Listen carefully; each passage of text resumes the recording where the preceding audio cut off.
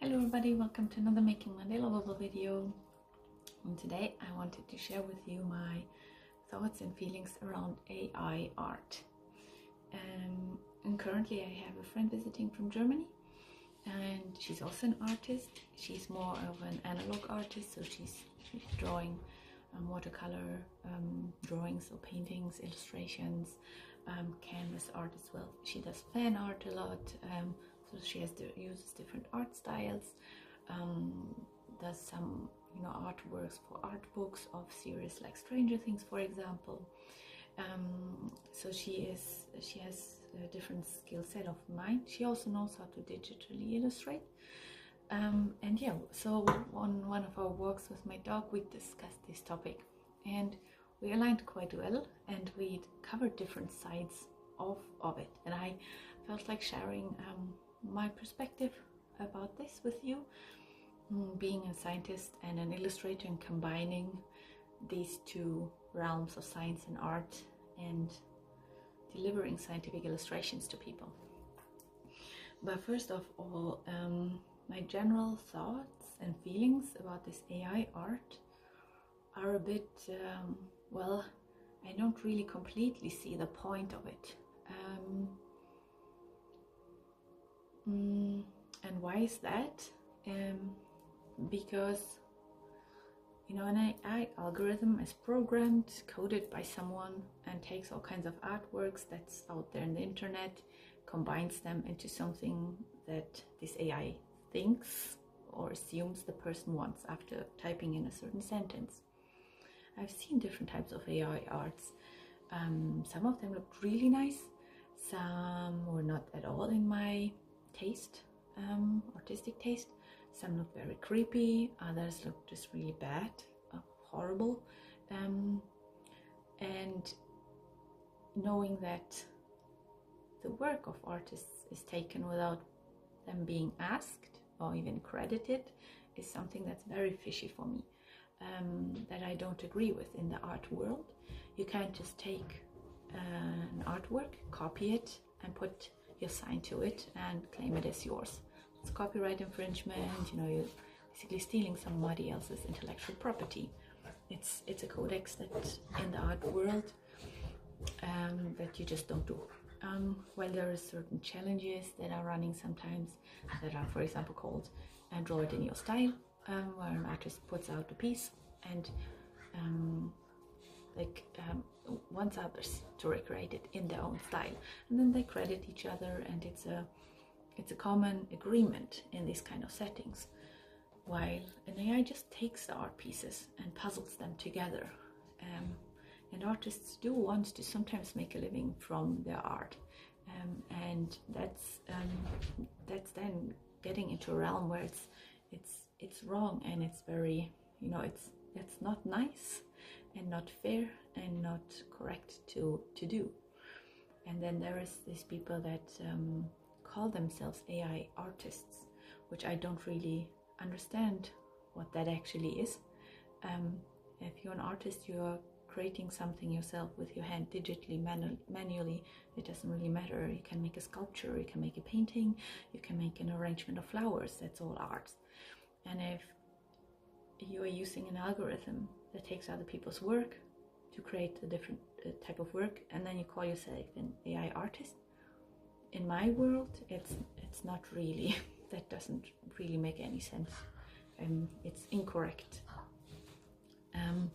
I get the point of that AI art can be used as an inspiration, because that's something very common. You get inspired by looking at other people's art. You get inspired by interacting with other people, talking about them, by them using certain words and certain phrases and thoughts and opinions. That's also a type of inspiration, and you can take that in and digest it and do something about it and use it as a fuel for creating either your own opinion, your own piece of text, or your piece of art. And that's a very normal thing to do. So that I get the point, to be able to get some kind of inspiration from an AI art. But other than that, I don't know. I even tried, to log into one of these AI creating AI art, creating platforms, it became really complex. I started reading about things as well, and then it's, you know, it's not that good yet always, and then it's a bunch of things you have to do and expose yourself to and think about, and I just felt like, nah, I don't even care, honestly speaking. And then I also was extrapolating to how it could affect me as a scientific illustrator, and I basically right now I think it can't, because people that come and work with me, they are scientists that can't visualize their science, so they need help. They need somebody that is a scientist and an artist and can support them with this. And sometimes, quite often, it's super complex, really tiny details. Scientific language is basically a totally different language as well, with all the vocabulary that is just so uncommon in the normal English language, common English language, I'd say. So it's really complicated and complex sometimes. So an AI couldn't possibly create something that exactly fits the scientist's mind, their hypothesis, their theory, their ideas, or their results, because there's already problems for scientists working with artists explaining what they do if somebody doesn't have a scientific background. So then if you would try to use an AI for scientific illustration, you would either have to code and understand these things yourself and all types of algorithms. You should be able to know science, and you should be able to know art as well a bit. So it would be another person that would have to do something, and then most likely it will not look like what you want anyways, because sometimes what you put into an algorithm for AI art doesn't look like something you would want to hang in your living room, for example, or how you imagine things. So it's still, I guess, in its infancies, let's say, and then even more so maybe in an embryonic state when it comes to scientific illustrations. The other thing is then, what I think is that people really want to interact with people.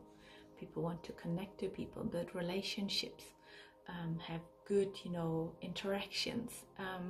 People strive for this. Also in business, it's very important actually who you are as a person, to be able to work and have good work relationships with others. So people will want to work with others and not just with a robot or an AI. People strive for this these days, where technology develops even more so.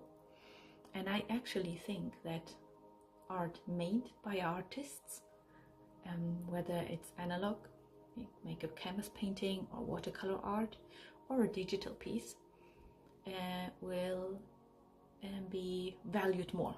Its value will just raise because of the fact that it's done by humans. But many people can be artists, and then if you have somebody that you really like, that you really support, and you like the person, what they do, how it makes you feel, then you will want to have that piece, whether it's a small piece because you can't afford a bigger one, or a bigger one because you really, you saved up for it. And you know that you support that artist that you like as a person, who he or she is, what they do, and it's way more valued than any AI piece that could be created by an artificial intelligence.